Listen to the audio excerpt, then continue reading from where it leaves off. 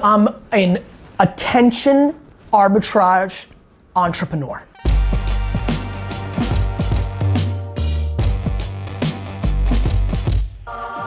We are the Breakfast Club. Got a special guest in the building. My favorite corporate thug motivator is back. The next trend is meditation. If you want to get real smart, so back to, hey, give us a practical piece of advice. If you're intrigued by mental health, I'm super intrigued by this issue. So I think mental health needs to be the #1 thing we talk about over the next 20 years. Mental health is something we need to put on a pedestal and really start talking about. Meditation is a huge opportunity. Everybody's gonna be doing it. If your operating system isn't right, if your brain's not right, nothing else is gonna work.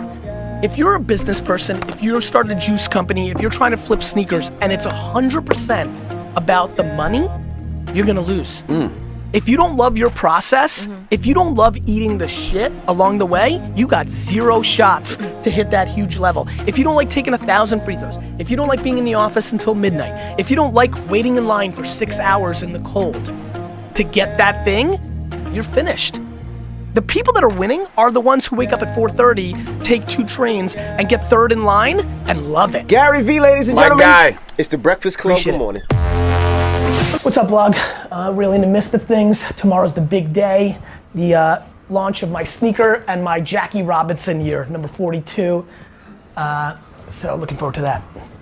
By the time you watch this, it was already my birthday, so in the comments you can go with happy belated.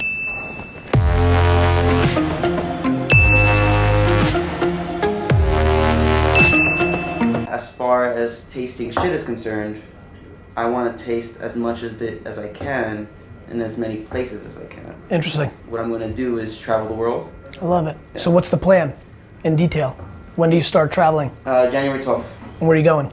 Beijing, And what are you doing there? teaching 3 to 5-year-old kids English. I love it. I'd love your thoughts on this idea. With personal branding in mind, I realized that I don't necessarily want to be the person marketing someone else. You want to market yourself. I want to market myself. I understand that. Yeah, but I obviously need to have time where I can say something worth of value that actually helps people. Or you document versus creating, right? Yes. I think it's super appropriate for you to talk about the 1 year in China and get a homie to help you, or you do it yourself like Casey does, of all those journeys and learnings and struggling with learning Mandarin, and I didn't know how hard languages were, or oh my God, this kid in my class understood English in 1 day, he's a fucking genius, or I tasted this fruit and what the fuck. The big thing that I push against, and this is good clarity for everybody watching and you, is just when people front and they think they're a business expert or a life coach at 22, it's tough. It's tough because other people look at that and say, You can smell the bullshit. yeah, you know what, listen, talent is talent. Maybe you are so wise. I feel like I was an old soul, so maybe you can be a life coach at 22. It's not for me to judge. I think that people do it for the sake of selling some program for $1,000 a month. Which isn't my end goal. And by the way, that doesn't bother me either. It's just that I see a lot of people building a personal brand with one agenda, to then monetize that audience in some sort of horseshit thing. Yeah. So to me, I don't think you have to eat shit for a decade, and you don't have to do my narrative. I'm not sure if I would have stayed quiet from 22 to 34 if all this existed. Yeah. But what I do know is I wouldn't be acting the way I'm acting now. I'd be talking about, first of all, I wish it happened, because then everybody would have really saw how fucking hard I was working.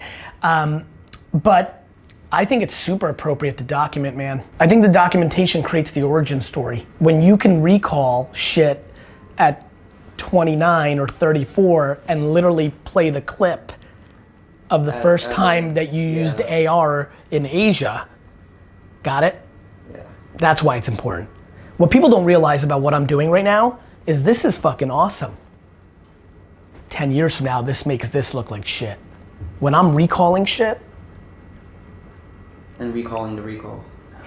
Yeah. Do you know how crazy it's gonna be when fucking voice rules the world and I show this entire fucking year of me spitting it?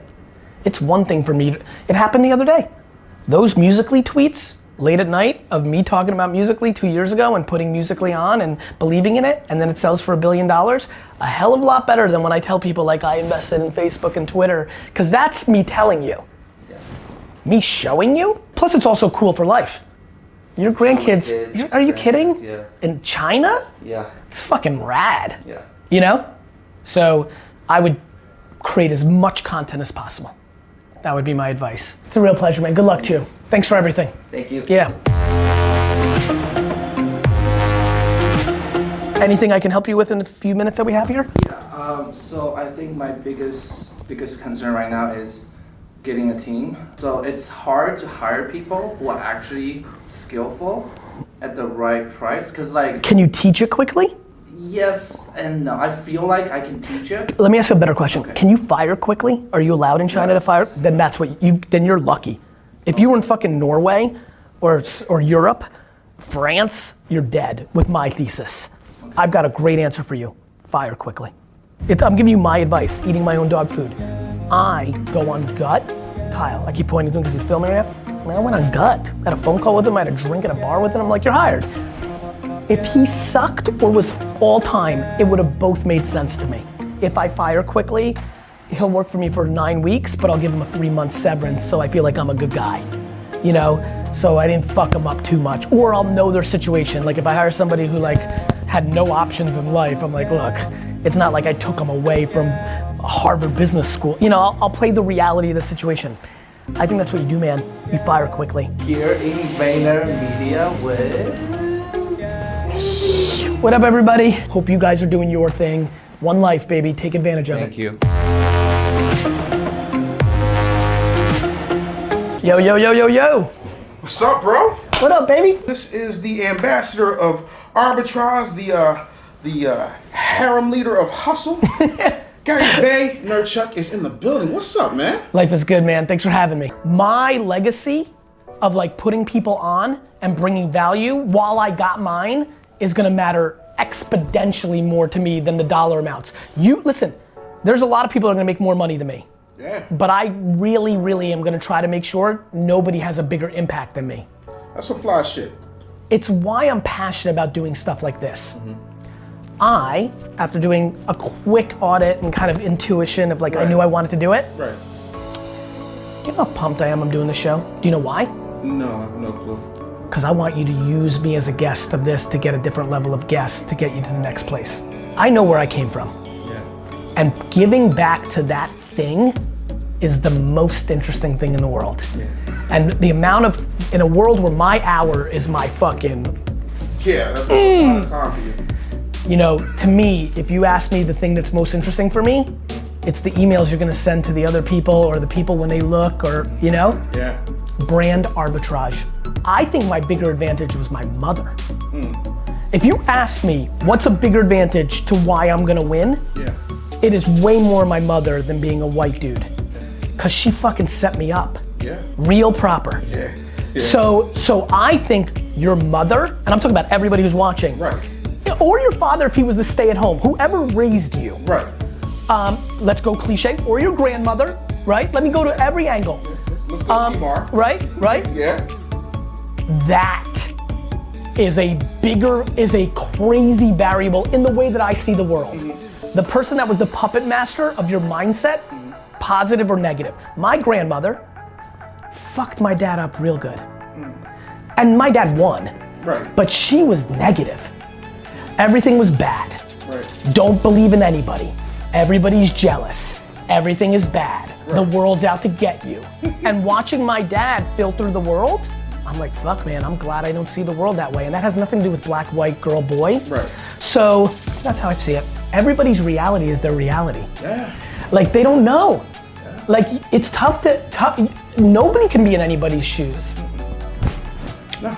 Nobody was with me when I was crying to my mom. Like at 18, I would cry to my mom a lot. It was the last time I really cried a lot, except when Garrison Hurst broke a 99-yard touchdown in 1999 against the Jets in week 1 in overtime. I literally cried. I was 24 years old, just so everybody understands.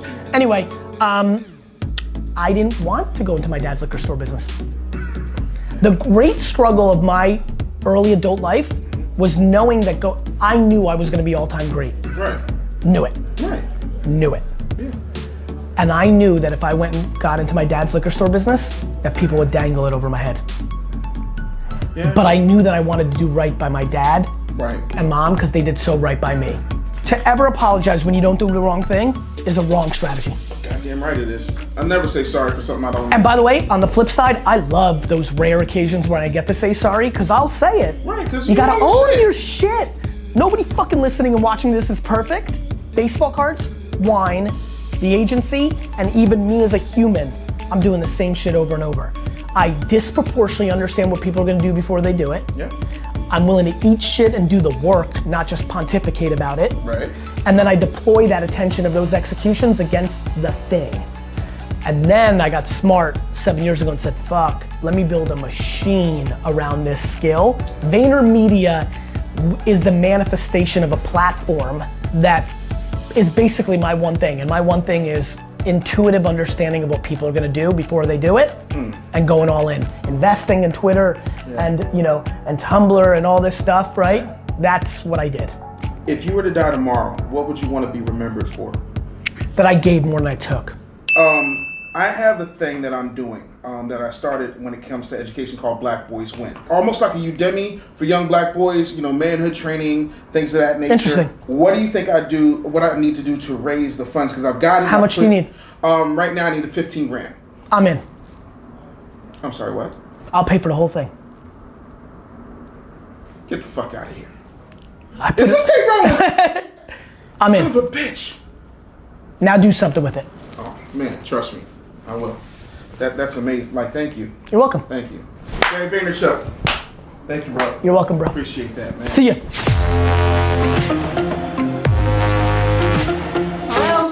What's the name again? Nicole, hey, it's Gary Vaynerchuk, and you're on the Ask Gary Vee show with Tim Ferriss. Oh my God, I'm losing my mind. If you're tried and true, the market will come to you. What is super interesting to me about hip hop is it is now a absolute fundamental pillar of our culture across all genres, and it stayed true to itself. It evolved, but the world came to hip hop. Hip hop didn't go to the world. And then I realized as I got older, rock and roll did the same thing. And honestly, that's what happened with me in entrepreneurship. If you believe in your thing, stick with it, and the world will come to you. If you're passionate about cricket protein, this is not a joke by the way now, this is actually something I think is gonna work out. If you're passionate about cricket protein, bet the farm on it, because if you see it and you understand why you see it, it's gonna be a lot of fun in 9 years when we're all eating it, and you were there, not because it's not selling right now. Most of the things that have brought good to Tim and I, because I can definitely speak for myself and I've watched from afar and sometimes close with Tim, people weren't super sure about at the time. We're playing on being historically correct. Hip hop was historically correct. On this episode, the incredible Timothy Ferriss stops by. Gary, Yes. can we go over an article really quick? Not an interview, but Yes, give me 1 second. Here it is, giving away these shoes. Who's getting these? Some great kid. Yeah. First pair I ever wore, being shipped out. This is one of the great reasons to be part of my notification squad on Instagram. Make sure you set your notifications. 60-second club. We're just having fun with it. It's just a lot of fun. Gamification, just like fun. Literally fun needs to be part of it. I think it's funny that you have to leave a comment in the first 60 seconds. I don't think there's any big strategy or any big, I don't think it brings any value. I think the value is fun, and escapism and fun is a big thing. So turn on your notifications on Instagram. I'm always doing a ton of stuff. First pair, is this going in this box? Yep. Switching out? First pair I ever wore, getting sent out. You got his name? Mohammed Hassan. Mohammed Hassan. Enjoy it, brother. Love you. For his younger brother, actually. Oh, is that right? Yeah. Even better. Yeah. Listen, get a good look at this. Maybe there's some sort of scuff that people can prove this was, actually, give me a pen of some sorts. Yeah, here it is. 001. First pair. There it is. Let me put on this one too. Son, or his brother. If you might be able to make some money on this one day if I can continue to bring value to the world. Beautiful. All right, go ahead. I have complete understanding that what I'm saying doesn't always encompass everyone's specific circumstances, and want to acknowledge that I'm doing the best that I can. At its most basic form, I want to use some of these ideas and expressions to further the conversation or allow someone to experience the personal unlock to see things differently or with a different perspective.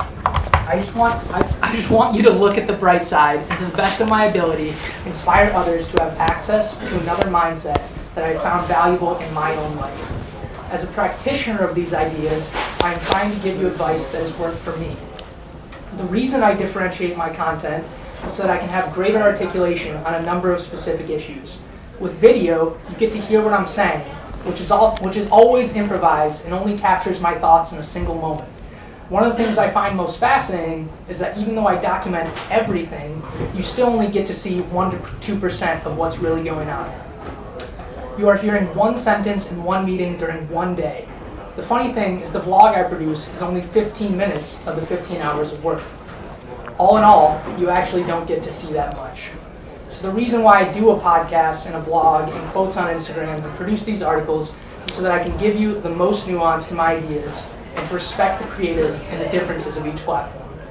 Quotes on Instagram might not always capture the full story, which is why I write these articles to expand those ideas and go deeper into the details.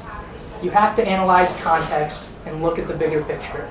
I'm always trying to assess what works in culture and deploy my creative in a way that makes sense for the context of the room I'm in. Currently, quotes on Instagram really work. They're one piece of the puzzle that have an enormous impact for what I would consider the most motivational side of me. The vlog, podcast, and articles are where I can get a lot more tactical about what I'm trying to convey. I can't write 10 pages on legacy and put it on Twitter. I can't always articulate all of my thoughts in a keynote or intermeeting. Those nuances and that context is really, really important. A lot of people want to judge me and make assessments of a single piece of content they see. But the truth is, it's all about context. You have to watch my videos and read my articles and listen to my keynotes to really understand my tweets or quotes or 2-minute videos online. That's where the message is. That's where the mindset comes into play. One of the best Put in quotes there in parentheses or something there, and also say, or you don't, because I know you guys have options and time, but to get the full picture, that's the reality of the situation.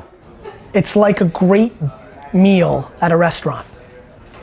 You're more than welcome to just judge it on the green peas without taking into consideration the glass of champagne that we gave you when you first walked in, the music that was playing, the smiles from the bartender, the color of the linens, the peas, the before mentioned peas as your first dish, the main course, the dessert, the wine selection, the service, and the treats we sent you home with, and the follow-up phone call we gave you 2 weeks later to see how it was. You didn't see the whole thing. That's how I think about my entire content strategy. It's cool, right? Yeah. It's true. Fuck, you know what's even more true? You guys both consumed my content, a lot of it, and you had no fucking idea until you got inside the vortex. Even remotely close to how deep and real it is, right? Yeah, I always tell people it's different from consuming it to working directly with you and then filming it. Yeah, the filming is the crazy, right? Yeah, very intense. What's the most intense? Here, give me this. Let's flip. This is gonna be the meat of the episode. Oh my. So what? Filming it? What?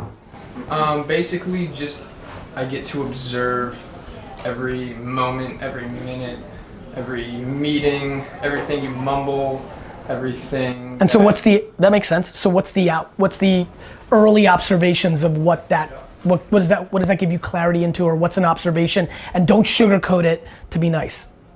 Well, basically, I went from consuming it as a fan and online mentor to then working directly with Gary, with you. Team Gary. Gary, to then filming it being on the inside, seeing the way your mind runs, your whole thought process behind everything in the meetings, all the conversations you have. So what have you learned?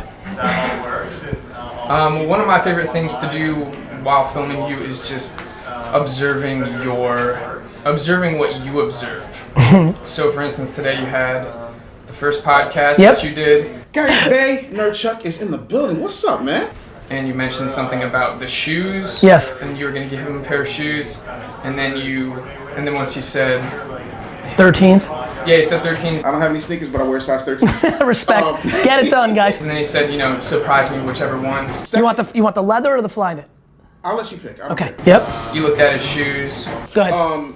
Second thing, which Oh. you looked at his shoes. Which Good. I'm proud, dude. You just made the vlog good, dude. You looked at his shoes real quick, and I know, just in my mind, told me like you just want to check out his style.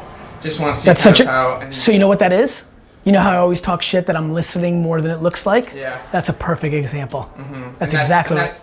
those are things I always. Ah, that's super look interesting. for. Good job. You just made the vlog good. Yes. Cool. That's it. Going, but basically, it was. Let's go. What's it titled? My content is a mindset. Great. Let's go. Publish it. Do you know if I had a wish besides good health for all of you, it is that I wish people understood what they felt like when they were older? That would be such a gift because it would slow down the whole game. You'd be so much more thoughtful because that's what you're running up against when it's early. You know, dollars or things that you need, whatever checkbox your family and your DNA created in your mind, and we're racing against it, and it's such a short-term arbitrage, and it creates such bad behavior. If you guys knew what it felt like to be 15 years older than you are right now, you would get real patient, and that would give you huge advantages. Wrapping up, heading home, family stuff.